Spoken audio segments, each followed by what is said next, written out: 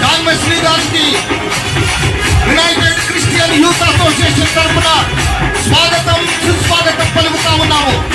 అందరూ దయచేసి లేచి నిలబడి